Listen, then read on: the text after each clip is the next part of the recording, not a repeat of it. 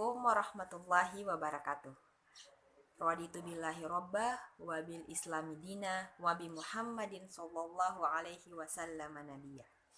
Alhamdulillahi rabbil alamin adalah suatu kalimat yang harus senantiasa kita ucapkan guna sebagai tanda syukur kita kepada Allah Subhanahu wa taala atas segala berkah dan nikmat yang telah Allah berikan kepada kita. Salawat dan salam juga harus selalu senantiasa kita kirimkan kepada Nabi Muhammad SAW. Semoga dengan salawat tersebut kita bisa mendapatkan syafaat beliau pada hari akhir nanti. Nah, sahabat semua, sekarang kita tengah diuji oleh Allah Subhanahu wa taala dengan berbagai macam bencana dan berbagai macam musibah. Seperti saat sekarang ini kita tengah menghadapi pandemi COVID-19 atau wabah corona yang awalnya hanya ada di pasar Wuhan, sebuah kota di Cina. Namun lama-kelamaan wabah ini menyebar sampai ke berbagai penjuru dunia.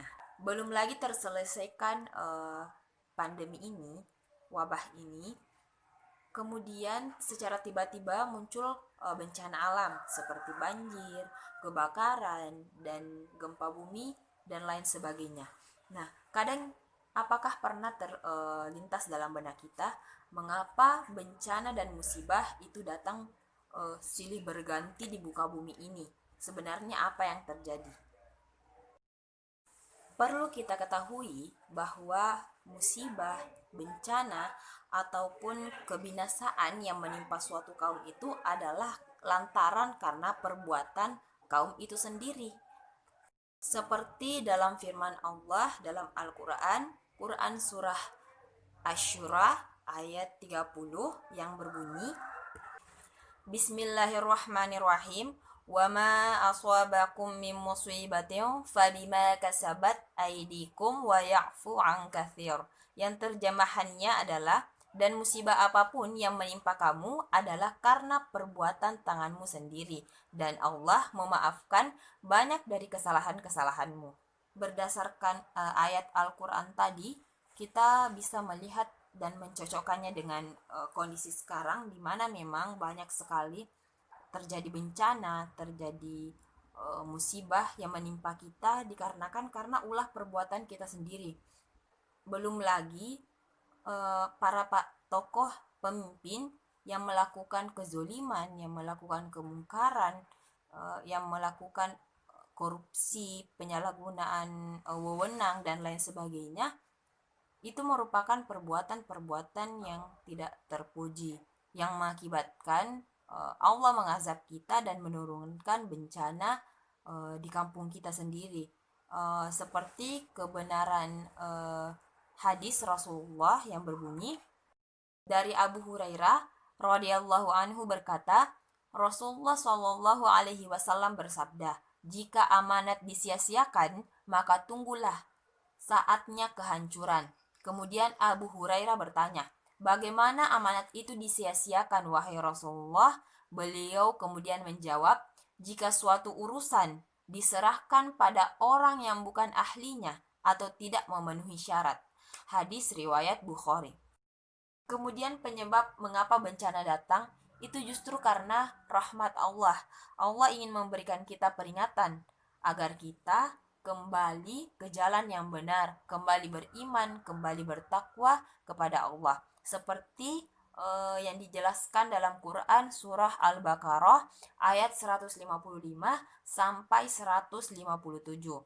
Yang terjemahannya adalah, dan kami pasti akan menguji kamu dengan sedikit ketakutan, kelaparan, kekurangan harta, jiwa, dan buah-buahan. Dan sampaikanlah kabar gembira kepada orang-orang yang sabar. Dan apabila kamu menerima musibah atau ditimpa musibah, maka berkata, innalillahi wa inna ilaihi rajiun. Nah, orang-orang yang seperti itu, merekalah yang mendapat rahmat dan mendapat petunjuk dari Allah Subhanahu wa taala. Teman-teman, apa yang ingin saya sampaikan pada video kali ini yaitu kita manusia diciptakan sebagai khalifah di muka bumi, sebagai pemakmur alam. Jadi kita sudah semestinya merawat, melindungi, dan menjaga alam ini. Kemudian mengenai akhlak, karena kita sudah memasuki akhir zaman, ada baiknya dan seharusnya kita sudah lebih mengintrospeksi diri lagi, muhasabah diri, apa-apa yang perlu diperbaiki, apa-apa hal yang harus sudah ditinggalkan, yang seharusnya tidak diperbuat, kemudian lebih mendekatkan diri kepada Allah. Mendekatkan diri kepada Allah Subhanahu wa taala dengan cara lebih meningkatkan kualitas ibadah kita, lebih memperbanyak ibadah, lebih memperbanyak waktu untuk membaca Al-Qur'an, bukan hanya lebih memperbanyak waktu melihat HP, melihat media sosial, namun lebih memperbanyak amalan-amalan ibadah kita. Mencoba untuk tidak hanya terkenal di media sosial, di dunia maya, tapi juga mencoba terkenal di para penduduk langit dan Allah Subhanahu wa taala. Satu pesan dari saya yang mungkin menjadi pesan dan nasihat untuk diri saya sendiri dan juga kepada teman-teman, yaitu jadilah yang terbaik di mata Allah, jadilah yang terburuk di mata diri sendiri, dan jadilah orang yang sederhana di mata orang lain. Sekian, semoga bermanfaat. Assalamualaikum warahmatullahi wabarakatuh.